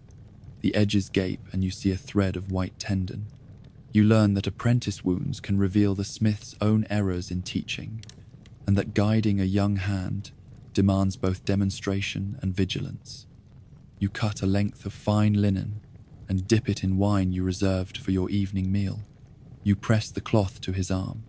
The wine's sting chills him for a moment. You learn that wine's acidity kills many invisible dangers, and that modest reserves of drink can serve both thirst and healing. Wrapping the linen tight, you knot it so that it will not slip. You tell him to rest his arm at an angle. You learn that proper positioning prevents swelling and helps blood to drain from the wound instead of pooling at its base. As darkness falls, you fill a small pot with water and rosemary from your garden. You bring it to a light simmer in a corner of the forge away from the coals. You let the herb steam fill the room. Your apprentice breathes deeply. You learn that inhaling rosemary steam can clear infection in the airways and calm the spirit after a day of pain. Before sleep, you inspect both your burns and his cuts once more. You check for raised edges or oozing fluid. In each, you see signs of healing rather than festering. You learn that frequent inspection is the smith's most reliable defense against infection. Over the next days, you tend the wounds with the same care you offer your metal. You reapply honey and linen, change bandages daily, and keep the forge floor swept clean of dust and scrap. You learn that tending wounds consumes time and care equal to forging plates and shoes. 1 week later, the blister on your forearm has faded into a scar like a tiny silver rivet. The boil has receded and you can bend your knee again to hammer at the anvil. You learn that patience in healing follows persistence in work. Your apprentice's forearm bears only a faint red line where the cut was. He strikes his hammer true without falter or fear. You learn that guiding a young smith through injury teaches him not only technique but respect for metal and flesh alike. You reflect on every spark that struck your flesh and every shard that found its way under glove or belt. You learn that a smith's life is framed by wounds healed and wounds feared, by remedies learned at hearth, and by knowledge earned through pain. At dawn, you return to the forge with renewed determination. Your wounds are reminders of risk, not reasons to cease. You learn that in the forge, as in life, the greatest art lies not only in shaping steel, but in healing the hands that wield the hammer. By the second week, the tender spot on your arm seems to emerge again. The skin around the old blister has puckered inward where flesh failed to knit. The color deepens to purple, and a dull pain throbs without pause. You learn that a wound that seemed to heal can hide a deadly infection ready to spread through the veins. You pour water into a pot and set it to boil. You gather fresh lavender and mint leaves from a clay pot by the window and toss them into the steam. The fragrant smoke curls around your face. You learn that inhaling certain herbal vapors can clear the head and calm the feverish heat born of infection. You soak a strip of clean linen in the herbal broth and press it to the sore arm. The fabric clings hot and damp against the skin. You feel your pulse race. You learn that folk remedies can ease the outward signs of infection, while the true cure lies deeper in your body's own defenses. That evening, you visit the traveling barber surgeon who sets up a table in the market square. His sleeves are rolled to the elbow, and his hands bear the stains of old blood. He rubs his chin thoughtfully. As you show him the puffed flesh on your arm, he murmurs that pus must be drained, or the infection will eat through muscle and bone. You learn that without proper care, a smith's life can be lost as easily as any knight on the field. He sets out a small basin of boiling oil and sharp knives. You wince but feel resolve steel in your chest. The surgeon presses the tip of a blade into the center of the swollen flesh, and you breathe in sharply as hot oil drips onto the blade. You learn that pain traded for potential recovery is the smith's grim bargain. A trickle of thick yellow liquid seeps from the incision. The surgeon presses a piece of lint into the cut and wraps the arm in clean bandages. He instructs you to reapply boiled vinegar twice a day and to renew the lint until the flow stops. You learn that infection yields not to strength alone, but to constant vigilance and to treatments that target its hidden depth. Over the next days, you follow the surgeon's orders. Twice a day, you walk to the water trough and draw fresh, cool water. You add vinegar from your store and heat it lightly over a small kettle. You dip a strip of linen and cleanse the wound, letting the sour smell fill the forge air. You learn that routine devotion to care can unmake infections hold, one wash at a time. At the forge, you wear a leather cuff to protect the arm. You learn that adaptation in tool work lets the body rest while the mind continues to shape metal. Your apprentice pumps the bellows and manages the tongs under your direction. You speak instructions softly, mindful to avoid jarring your healing limb. You learn that a smith's work cannot pause entirely, but must shift to protect the body's weakest place. The surgeon returns to the square on market day. He inspects your bandages and nods at the fresh tissue forming at the wound.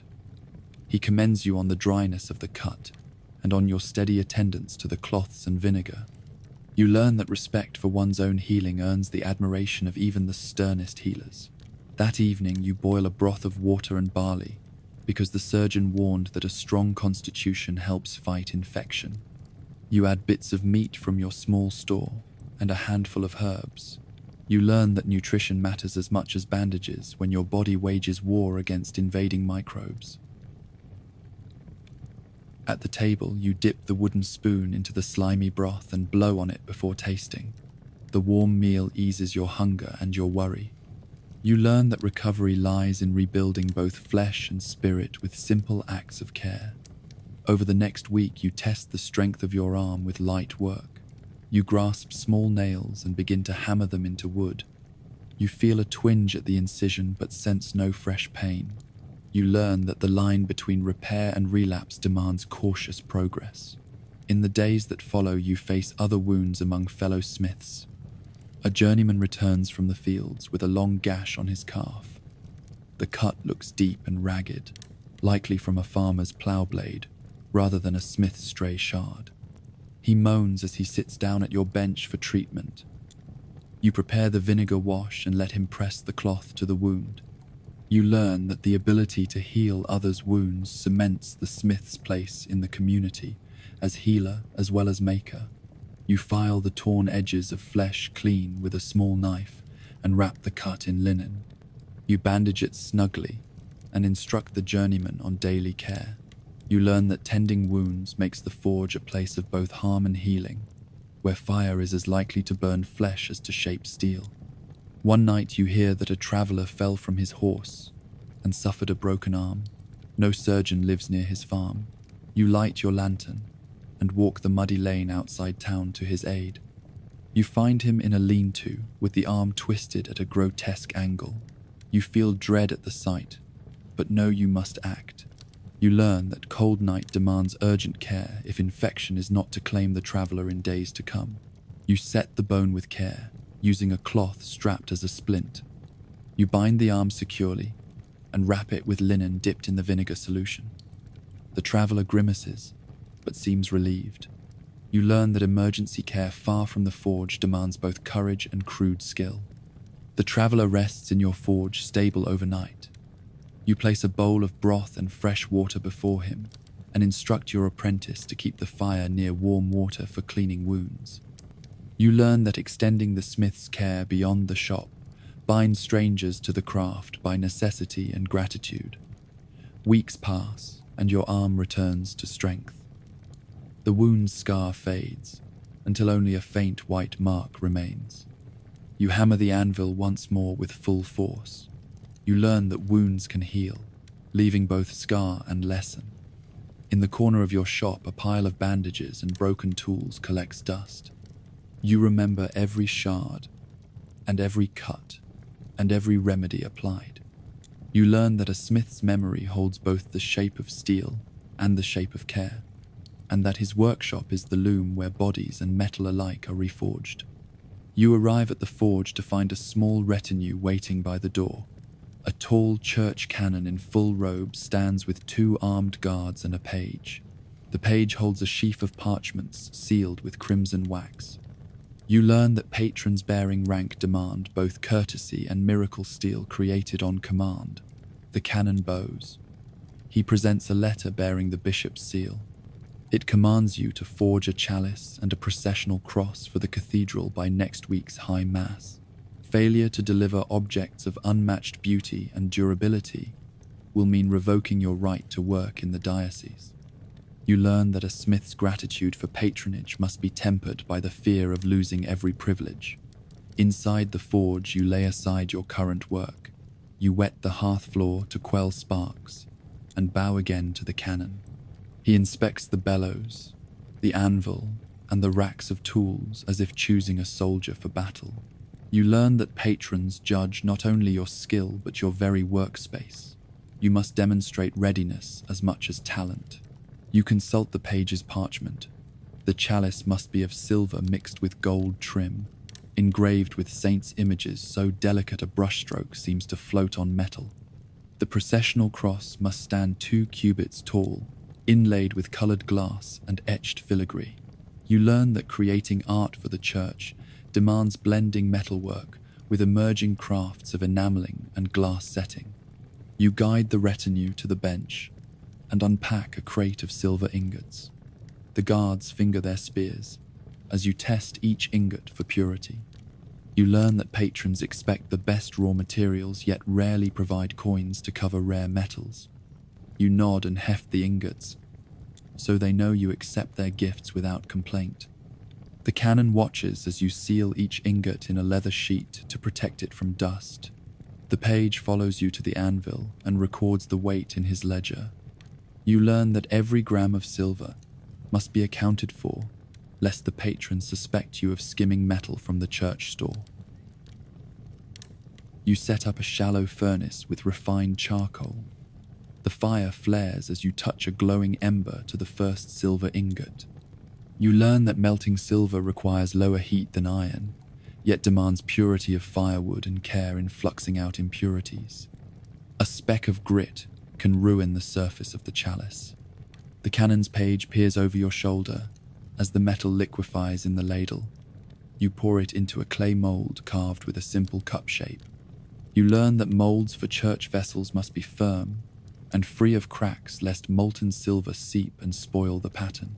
While the cup cools, you turn to the cross.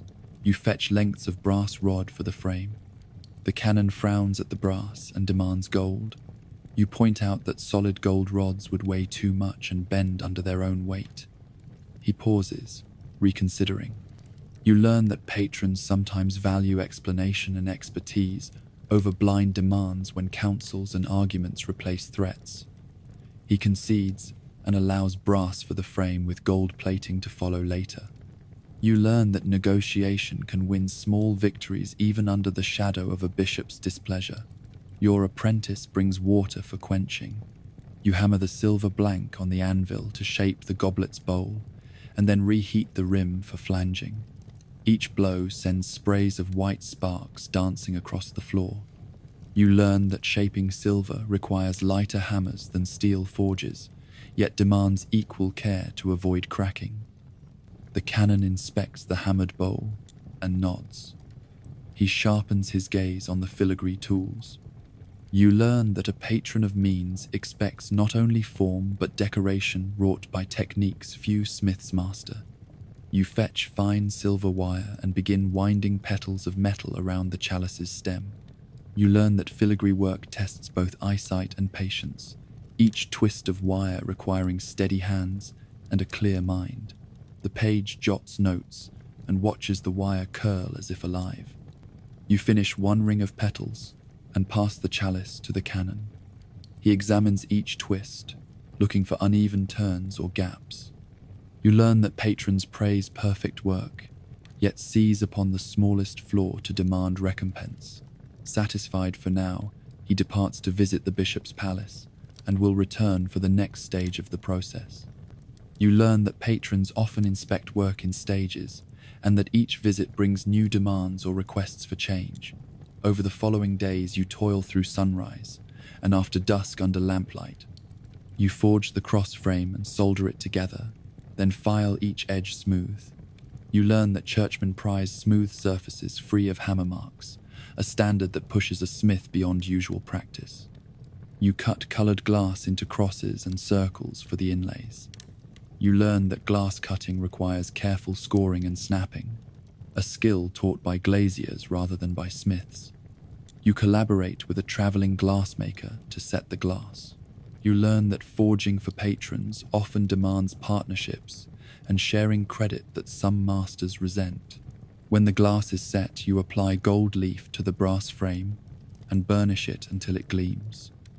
You learn that gold leafing demands freshness of adhesive and soft brushes, not the heavy hammers of your usual craft. On delivery day, the canon returns with the bishop himself. You kneel and present the chalice on a red velvet cloth. The bishop's eyes brighten at the gleam of silver and gold.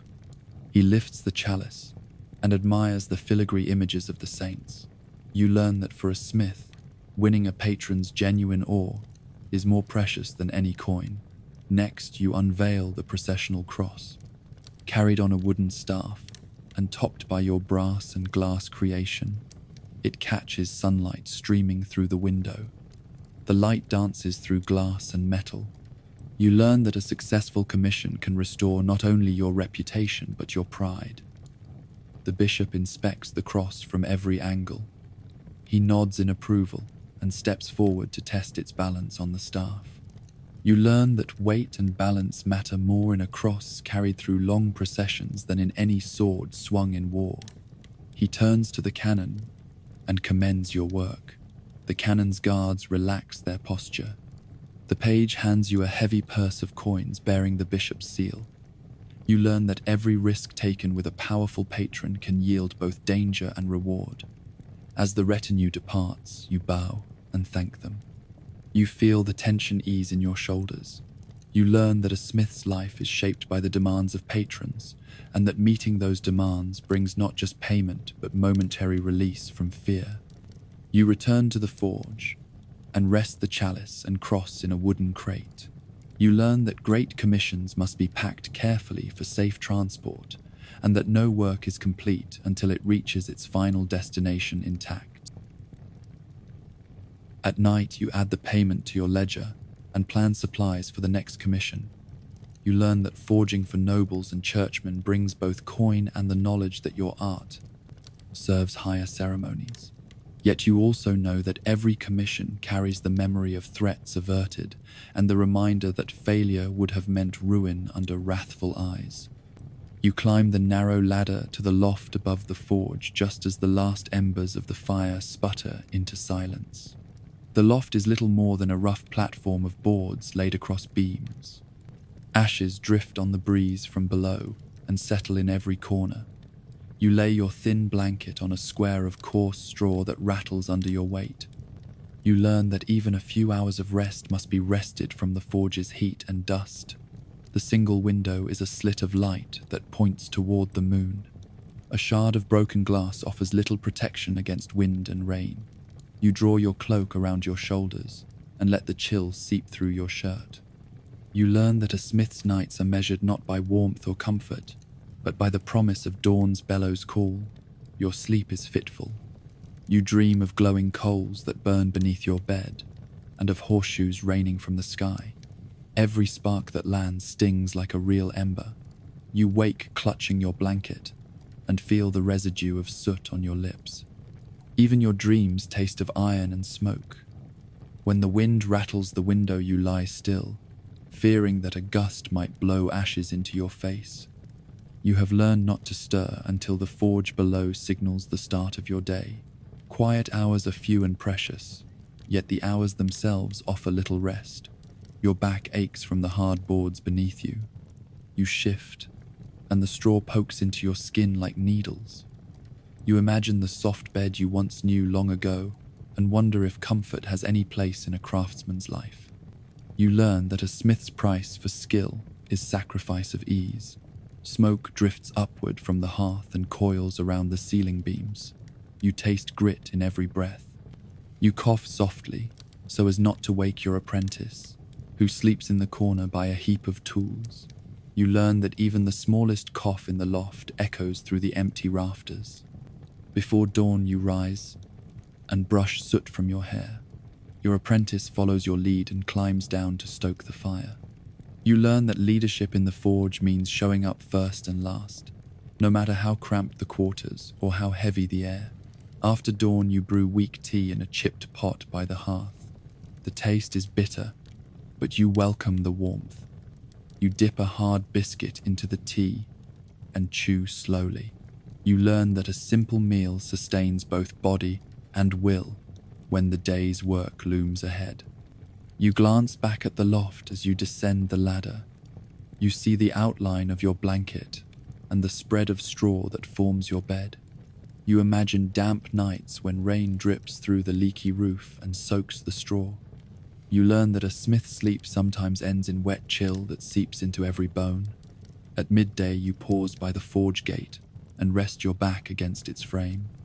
You inhale deep the smoky air and taste both heat and hunger. You learn that the forge's world offers no reprieve from fire, yet you cannot imagine practicing any other craft. When evening returns, you climb again to the loft as your apprentice pumps the bellows. The glow from below paints the boards orange. You learn that the forge's light becomes the only light you know when the sun has fled the sky. You settle onto the straw and pull your cloak over your knees. You check your pockets for the pouch of coins enough for a ration of bread tomorrow, but not for more. Coins are rare and precious. You learn that a smith's life combines hunger with craft, and that every coin you earn must stretch through tools and fuel and scraps of food. A rat scurries across the loft boards and disappears into a gap in the wall. You learn that vermin claim every corner of this hovel as their own, and that coexisting with pests is part of the price of living above the forge. You close your eyes and hear the steady rhythm of the bellows below. The sound is both lullaby and alarm. It reminds you that at any moment you may be called to the anvil. You learn that for a smith the world never sleeps, and neither can you. In the darkness, you imagine forging in a grand hall by daylight, your workspace free of ash and your sleep unbroken. You dismiss the thought as impossible. You learn that a smith's world is shaped by its demands, and that life in the forge's shelter offers both purpose and hardship. When the bellows slow, you listen for silence. You feel the weight of another day's labor pressing on your shoulders. You learn that a smith's rest is brief and borrowed, and that each night under ashes and soot is simply preparation for another dawn with fire on your face and steel in your hands. You wake to the clang of steel and the shouts of apprentices gathering in the yard before the forge. A dozen young men armed with rakes and hammers stand shoulder to shoulder, their faces smeared with coal dust and determination.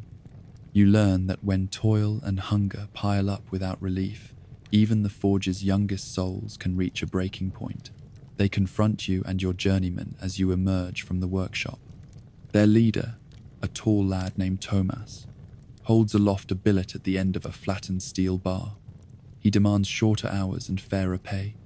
His voice trembles with anger as he speaks of blistered hands left untreated, of empty bellies at dawn, and of debts to the guild that never shrink. You feel the weight of their grievances and learn that oppression can forge solidarity among the weary. You raise your hands to calm them. You explain that metal costs rise, that dues and taxes leave little for wages, that the forge itself stands on the edge of ruin if you yield to every demand. Yet their eyes flash with revolt. They have counted coins in your purse and measured them against their own. You learn that fear of insolvency means little when loyalty curdles into desperation. They swarm into the workshop, overturning barrels of coal and scattering tools across the floor. Sparks erupt as a swinging hammer strikes an anvil left carelessly in the way. The heat in the forge flickers under angry hands snuffing out embers. You learn that rebellion can flame up in a moment, consuming both order and the hard-won fires of trade. Journeymen rush to your side, brandishing protective gloves and calling for calm. but Tomas and his band have seen enough compromise and care little for your words. They tear iron bars from the racks and hurl them against the walls. The clang echoes like warning drums. You learn that violence becomes the language of revolt when reason is drowned in exhaustion and hunger. Outside the yard, the sound carries through the town. A handful of townsfolk gather at the forge gate, drawn by noise and rumor. Some shout encouragement for the apprentices. Others recoil in fear at the sight of steel wielded against the tools they rely on. You learn that rebellion fractures community as quickly as it breaks steel. You retreat to the office corner of the forge and lock the door. Your chest heaves as you count the losses. Smashed tongs, bent hammers, scalded bellows, leather torn in anger. You learn that the cost of revolt extends beyond human injury to the very implements of your craft. Moments later, the town watch arrives, torches in hand and spears at the ready. They surround the yard and arrest Tomas's second in command. The apprentices scatter, but stand their ground, brandishing any metal at hand. The watch moves in, clubs swinging, and a scuffle erupts. You learn that rebellion brings its own brutal justice once authority steps in. A blow catches Tomas across the jaw, and he staggers back, clutching his lip. The apprentices rally to defend him, only to be pounded by the watch. You see blood flow from split skin and hear cries of pain that echo off stone walls. You learn that when revolts are crushed, both body and spirit face deep wounds. At the center of the chaos, you step forward beneath flying sparks and smoke. You raise your voice and call for mercy, reminding the watch of the Smith's Guild charter that forbids summary punishment without trial. The watch captain hesitates and then nods. He calls his men back. You learn that authority can be tempered by law and ceremony, even in the fury of revolt. By nightfall, the forge yard is strewn with injured apprentices and shattered tools. A makeshift infirmary forms under a lean-to as townsfolk bring blankets and water. You learn that after revolt, both healers and craftsmen stand side by side to fix what was broken in anger. Tomas is carried inside, his lips stitched and his elbow splintered, where the watchman's club struck bone. You kneel and press a poultice of herbs to his bruised side. He winces but does not curse you. He meets your gaze with tired eyes. You learn that even rebels need care and that grudges can soften when wounds are tended. The watch captain demands a list of those involved in the uprising. You refuse to betray your apprentices and instead offer to identify only Tomas as leader. You learn that protecting your people sometimes means taking blame yourself. The captain nods grudgingly and leads the watch away. You stand beside Tomas and promise to arrange for his trial before the guild rather than summary punishment. You learn that mercy given in the wake of revolt binds loyalty more firmly than punishment alone. Over the following days, you work beside each apprentice, showing them how to repair the broken tongs, how to temper the bellows flaps, how to rehang the anvil base. You learn that reconciliation is forged in shared labor and that rebuilding trust demands sweat as much as words. You reduce their work hours for a fortnight and give each a ration of bread and cheese from your own store. Tomas nods in gratitude and joins you at the anvil. You learn that relief of hardship can extinguish the embers of revolt and reshape resentment into respect. When the guild convenes to judge the uprising, you stand before the alderman and present Tomas's case with honesty and humility. You take responsibility for the conditions that led to revolt and pledge to improve wages and care for injuries. You learn that leadership demands both admitting fault and crafting solutions. The aldermen accept your plea and bind Tomas to a probationary period teaching new apprentices. The other apprentices face no further punishment. The guild's smithmaster nods in approval. You learn that fair justice restores order and gives all craftsmen a stake in the forge's future. Dawn. A week later, the forge bell rings once more. Apprentices and journeymen file in, ready to work and to rebuild. Tomas stands at the hearth and pumps the bellows with strength regained. You learn that from the ashes of revolt can rise a new forge fueled by fairness and fellowship. You lean over the forge and test the coal with a poke of your poker. The coals glow dimly, and you realize they've absorbed too much moisture from last night's rain. No amount of bellows breath can drive them into a fierce heat. You learn that even the best smith skill falters when the raw fuel fails to burn. You pour the damp coals aside and reach for the reserve sack you hoped would last through the season. The charcoal there is black, but softer than it should be. You strike a piece against the anvil, and it crumbles into fine dust. You learn that low-quality charcoal turns to ash before it heats metal, forcing you to use twice the amount and still never reach the temperatures you need for proper forging. Frustrated, you step back and pump the bellows harder. The leather hisses where the seams strain, and you hear the telltale snap of stitching giving way. A flurry of sparks escapes the hearth as a tear rips open, and air gushes where none should. You learn that bellows were once stitched by master leatherworkers, yet time and heat conspire to ruin even the toughest hide. A leaky bellows means wasted effort and dwindling hope for today's forge work. You set the torn bellows aside and fetch a wooden bucket to pour water into the fire pit, hoping to soften the coals enough to replace the torn section. Steam billows and you cough, tasting iron in every breath. You learn that cobbling together repairs costs time and delays every commission you hope to finish before sundown. With the fire pit cooled, you lift the bellows assembly from its stand and carry it to the stump. You unfasten the leather straps and cut away the torn patch. You fetch a scrap of hide and shape it to fit. While the apprentice holds the leather in place, you drive small wrought iron tacks by hand to secure it. You learn that improvisation keeps the forge alive, yet every makeshift repair is a reminder of the machine's fragility. Back at the hearth, you resume pumping, and the fire flares once more. You learn that a smith's perseverance can revive a dying bellows, but only until the next seam gives way under flame and pressure. You turn to the iron bars stacked in the corner. You lift one and feel its weight, lighter than it should be. You strike it with your hammer, and the bar splinters with a sharp crack. Tiny shards scatter across the floor. You learn that poor smelting techniques yield iron riddled with slag and faults, metal that will bend or break under the hammer instead of flowing smoothly into shape. You set the broken bar aside and select a heavier piece. It bears streaks of grey where impurities ran like veins. You heat it in the forge and watch as bubbles of slag rise to the surface. You attempt to hammer them out, but each blow drives the impurities deeper, producing off shapes and rough surfaces that no filing can fully remove. You learn that without consistent quality in the ore and in the smelting process, every blade, nail, or horseshoe carries the risk of hidden weakness.